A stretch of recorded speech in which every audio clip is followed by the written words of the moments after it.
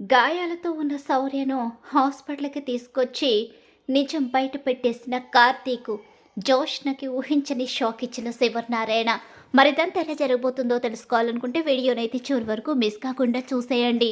అలానే మా వీడియోనిస్తే లైక్ చేయడం మాత్రం మర్చిపోకండి. ఇక తన కుటుంబం అంతా క్షేమంగా ఉండాలి. అక్కడ హాస్పిటల్లో కూతురు, మనవరాలు, భార్య కూడా క్షేమంగా బ్రతికి బయటపడాలని హోమం జరిపిస్తూ ఉంటాడు దశరథ. ఇక్కడ చూస్తే ఇక కూతురు కోసం కంగారుగా బయలుదేరుతాడు. బావా వెళ్ళు బావా, నువ్వు వెళ్ళినా సరే శౌర్య ఎక్కడుందో నీకు కనిపించదు అని చెప్పి జోష్న అనుకుంటూ ఉంటుంది. జోష్న ఇక్కడ తన గ్రానీని దీప దగ్గరికి పంపిస్తుంది. దీప తన కూతురు కోసం కంగారు పడుతూ బయటకు వచ్చేసరికి డాక్టర్ అయితే ఆపేసి, ఇప్పుడు నువ్వు వెళ్ళడానికి లేదు, నువ్వు వెళితే ఇక్కడ సుమిత్ర గారు ఆపరేషన్ ఆగిపోతుంది, నువ్వెక్కడికి వెళ్ళొద్దు అని చెప్పేసి డాక్టర్ అయితే దీపని ఆపేస్తుంది. అలా ఆపేసేసరికి ఏం జరుగుతుందో అర్థం కాని అయోమయం పరిస్థితిలో పడిపోతుంది పారిజాతం. అయితే ఇక ఇప్పుడు శౌర్య ఏమైంది, శౌర్యకి ఏదైనా అయితే ఇక వాడేమైపోతాడు. ఇప్పటికే దీప తన కడుపులో బిడ్డని తీయించేసుకుంటుంది. ఇప్పుడు కళ్ళ ముందు కనిపించే బిడ్డ కూడా లేకపోతే ఇక కార్తీక్ ఏమైపోతాడు అని చెప్పేసి కాంచన, శ్రీధర్ ఇద్దరు కూడా కంగారు పడుతూ ఉంటారు. నువ్వు కంగారు పడుకు కాంచన, నేను ఎలాగైనా సరే శౌర్య ఎక్కడుందో తెలుసుకుంటాను. కార్తీక్ కూడా బయలుదేరాడు కాబట్టి ఇక కార్తీక్ శౌర్యని వెతికి తీసుకొస్తాడు అని చెప్పేసి శ్రీధర్ అయితే అంటూ ఉంటాడు. ఇక అలా కార్తీక్ అయితే శౌర్య గురించి వెతుకుతూ ఉండగానే ఈలోగా శ్రీధర్ కార్తీక్ కనిపిస్తాడు. ఏంటి మాస్టర్ ఇదంతా, అసలు శౌర్యని అలా ఎలా వదిలేశారు? తను బస్సు ఎక్కేంత వరకు బయట మీరైనా ఉంటే సరిపోయేది కదా, నాకేం తెలుసురా? అసలు నీ చుట్టూ ఇంత ప్రమాదాలు ఉన్నాయని నాకు మాత్రం ఏం తెలుసురా? దాని గురించే నాకు అసలు అర్థం కాని అయోమయం పరిస్థితిలో ఉంది. అసలు నీ చుట్టూ ఏం జరుగుతుందిరా? మాస్టరు, ఇప్పుడు అదంతా ఎందుకు? అదంతా నీకు ఖచ్చితంగా తెలిసే రోజు వస్తుంది. ఇప్పుడు శౌర్య ఎక్కడుందో వెతకాలి. శౌర్యకి ఎలాంటి ప్రమాదం జరగకూడదు. శౌర్యకి ఏదైనా అయితే దీప బ్రతకదు అని చెప్పేసి ఇక అంటూ ఉంటాడు కార్తీక్. అయితే శౌర్యకి మాత్రమే తన బిడ్డ, మరి తన కడుపులో పెరుగుతుంది, ఇక తనకి కన్నబిడ్డ కాదా?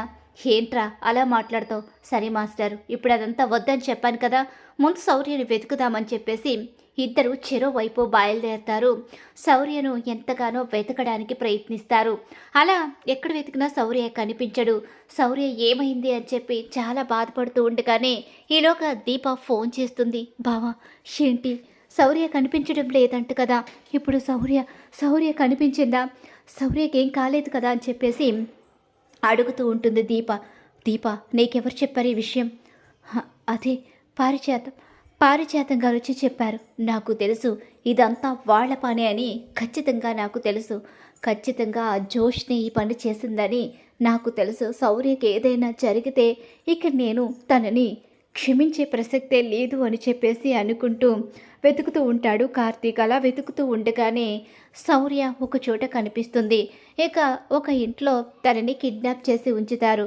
అలా ఉంచేసరికి అక్కడికి వెళ్ళేసరికి శౌర్య తనకి గాయం కూడా అవుతుంది. ఒక్కసారే తన కూతురున్న పరిస్థితిలో చూసుకునే కార్తీక్ చాలా టెన్షన్ పడుతూ ఉంటాడు. గబగబా వెళ్ళి అక్కడ ఉన్న రౌడీలను కొట్టి శౌర్యని కాపాడుతాడు. అలా శౌర్యని కాపాడి తీసుకొస్తాడు. ఈలోగా శౌర్య క్షేమంగా అక్కడే ఉంది కదా. శౌర్య ఎట్టి పరిస్థితిలోని కూడా బావకి దొరకకూడదు, ఆ విషయం మీకు గుర్తుంది కదా అని చెప్పి ఫోన్ చేసేసరికి, మేడం మమ్మల్ని ఎవరో వచ్చి కొట్టి పాపను తీసుకుని వెళ్ళిపోయారు మేడం అని చెప్పనేసరికి, బావా శౌర్యని వెతికి పట్టుకున్నావా? ఇప్పుడు ఇక్కడికి వస్తున్నావా? ఇప్పుడు నా పరిస్థితి ఏంటి అని చెప్పేసి అనుకుంటూ ఉంటాడు. అయినా నేనే కిడ్నాప్ చేశానని బావకి ఎలా తెలుస్తుంది? నన్ను ఎలా అసలు బావ టార్గెట్ చేస్తాడు? ఎట్టి పరిస్థితిలోని కూడా ఇది జరగదు అని చెప్పేసి ధైర్యంగానే ఉంటుంది. జోష్నైతే సుమిత్రని ఆపరేషన్ థియేటర్లోకి తీసుకుని వెళ్తారు. అలాగే దీపకి కూడా ఆపరేషన్ థియేటర్ ఏర్పాటు చేస్తూ ఉంటారు. అసలు ఏం జరుగుతుంది డాక్టర్? సుమిత్రకి ఆపరేషన్కి ఏర్పాటు చేస్తున్నారు. సుమిత్రకి బోన్ మ్యారో ఇవ్వవలసింది జోష్ని ఇక్కడే ఉంది. మరి ఎవరు బోన్ మ్యారో ఇవ్వబోతున్నారు? సుమిత్రని ఎలా కాపాడబోతున్నారు? అసలు జోష్నికి ఎలాంటి టెస్టులు కానీ, అసలు ఉదయం నుంచి జోష్ని అసలు పట్టించుకోలేదేంటి అని చెప్పేసి శివనారాయణ అడుగుతాడు. అలాగే పారిజాతం కూడా అడుగుతుంది. మీరెందుకండి కంగారు పడతారు? డాక్టర్స్ మాకు తెలీదా అని చెప్పేసి అక్కడి నుంచి వెళ్ళిపోతారు. ఇక కొంతమంది డాక్టర్స్ అయితే వెళ్ళిపోయిన తర్వాత ఈలోగా ఇక అక్కడికి శౌర్యని తీసుకుని కార్తీక్ వస్తాడు. శౌర్యకి తలకి గాయమవడంతో కట్టు కూడా కట్టిస్తాడు. అలా కట్టించి కార్తీక్ అక్కడికి వచ్చేసరికి, కార్తీక్, శౌర్య, శౌర్యకి ఏమైందిరా? శౌర్య తలకి ఆ గాయం ఏంటి అంటూ కంగారు పడుతూ శివనారాయణ అడుగుతూ ఉంటాడు. అలా అడిగేసరికి ఒక్కసారి ఇక జోష్న చెంప పగలగొడతాడు కార్తీక్. ఏంట్రా, జోష్న ఏం చేసిందిరా? నీ మనవరాలు కాని మనవరాలు ఈ జోష్నే నా కూతుర్ని ఈ పరిస్థితికి తీసుకొచ్చింది. ఏం మాట్లాడుతున్నావురా కార్తీక్? నాకేం అర్థం కావడం లేదు. అవును తాత, ఇది నీ మనవరాలు కాదు కాబట్టి, ఇది నా చేతిలో ఉన్నది నీ ముని మనవరాలు కాబట్టి, నీ ముని మనవరాల్ని చంపేసి నీ మనవరాల్ని కూడా చంపేస్తే ఆస్తిని దక్కించుకోవాలని ఆశతో ఇదంతా చేసింది. ఆపరేషన్ పూర్తయిన తర్వాత దీని గురించి బయటపెట్టి బుద్ధి చెప్పాలి అనుకున్నాను. కానీ ఆపరేషన్ పూర్తయ్యే అంతవరకు కూడా తను ఇక తట్టుకోలేక ఏదో ఒకటి చేసి నన్ను, దీపని, మన కుటుంబాన్ని ఇబ్బంది పెట్టి ఆస్తిని సొంతం చేసుకోవడానికి ప్రయత్నిస్తూ ఏదో ఒక ప్రమాదాన్ని సృష్టిస్తూనే ఉంది. ఇప్పటి వరకు భరించాను. లోపల అత్తకి ఆపరేషన్ జరుగుతుంది. ఇక అత్తకేం కాదు. అత్త జోలికి వెళ్ళలేదు. ఇక ఎవ్వరిని ఏం చేయలేదు. ఇప్పుడు నా కూతురికి ఇంత ప్రమాదం సృష్టించాక కూడా నేను ఇంకా నోరు విప్పకపోతే ఏదైనా జరగచ్చు. ఏంట్రా అసలు? ఏం జరిగింది? ఏంట్రా కార్తీక్, నువ్వేం మాట్లాడుతున్నావు? నాకు అసలు కొంచెం కూడా అర్థం కావడం లేదు. ఇది నీ మనవరాలు కాదు తాత. అసలు నీ ఇంటి వారసురాలే కాదు. మరి మరి నా ఇంటి వారసురాలు? నీ ఇంటి వారసురాలు లోపల తన తల్లిని కాపాడుకోవడానికి బోన్ మ్యారో ఇస్తూ ఆపరేషన్కి సిద్ధపడి కడుపులో బిడ్డని కూడా త్యాగం చేయబోతున్న దీప అని చెప్పేసరికి ఒక్కసారి షాక్ అయిపోతాడు శివనారాయణ. ఏంటి, అక్కడున్న పారిజాతానికి షాక్ ఎదురవుతుంది. జోష్న కూడా అప్పటి వరకు కన్ఫ్యూజన్ విడిపోతుంది. నేను అనుకుంటూనే ఉన్నాను ఇదే జరుగుతుందని అని అంటూ ఉండగానే, అంటే ఈ పారిజాతం పుట్టిన వెంటనే బిడ్డల్ని మార్చేసింది.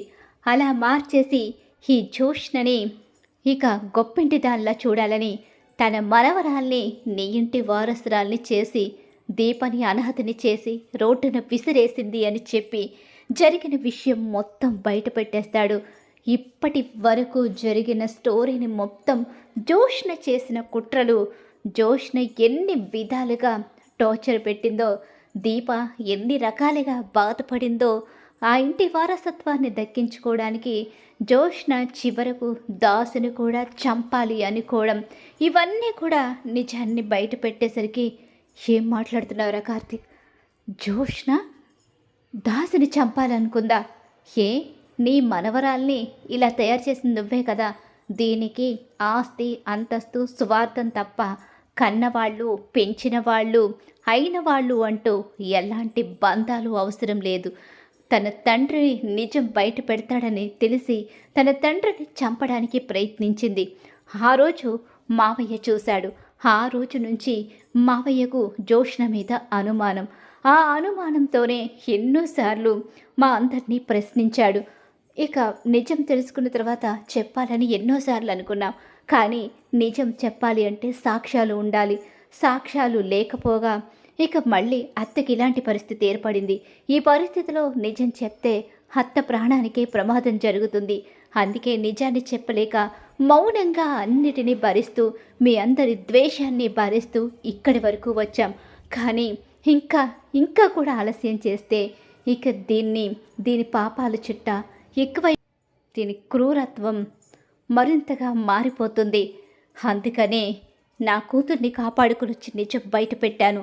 లోపల నా అత్త క్షేమంగా ఉంటుంది, అలాగే నా భార్య క్షేమంగా ఉంటుందని చెప్పనేసరికి, ఇందుకోసమే కదా ఇన్ని రోజులు ఇన్ని చేసింది నేను. ఈ నిజం కోసమే ఎదురు చూస్తున్నాను. చంపేస్తాను నిన్ను. ఈ నిజం కోసం ఎదురు చూస్తున్నావా? నా కుటుంబాన్ని నాశనం చేసి ఈరోజు వరకు నా వాళ్లను వాళ్ళ భవిష్యత్తుతో ఆడుకుంటూ వాళ్ళ ప్రాణాలని సహితం లెక్క చేయకుండా నువ్వు వాళ్ళ ప్రాణాలని తీయడానికి వెనకాడలేదు అంటే నిన్ను క్షమించను. నిన్ను క్షమించకూడదు, చంపేయాలి. తాత, ఇది హాస్పిటల్. అందుకేరా వీళ్ళను విడిచిపెట్టకూడదు. వెంటనే పోలీసులకు ఫోన్ చేయి. వీళ్ళు నా కళ్ళ ముందు కనిపిస్తే నేనైతే చంపేస్తాను. చంపేసి జైలుకి వెళ్ళిపోతాను. నాకేం నష్టం లేదు. ఈ వయసులో నాకు పోయేదేమీ లేదు. నాకు నా కుటుంబం సంతోషంగా ఉందనే ఒక వార్త తప్ప అంతకుమించి ఏం అవసరం లేదని చెప్పి శివన్నారాయణ ఊహించని షాక్ ఇస్తాడు జోష్న పారిజాతానికి. కుప్ప కూలిపోతాడు నిజం తెలుసుకున్న శివన్నారాయణ. మరి ఖచ్చితంగా ఇలా అయితే జరిగిపోతుంది. జోష్న నిజ స్వరూపం బయటపడాలని మీరు కోరుకుంటున్నారా? అయితే వీడియోని తప్పకుండా లైక్ చేయండి. మీరిచ్చే ఒక్క లైక్ మాకు సపోర్ట్ అండ్ ఎంకరేజ్మెంట్గా ఉంటుంది.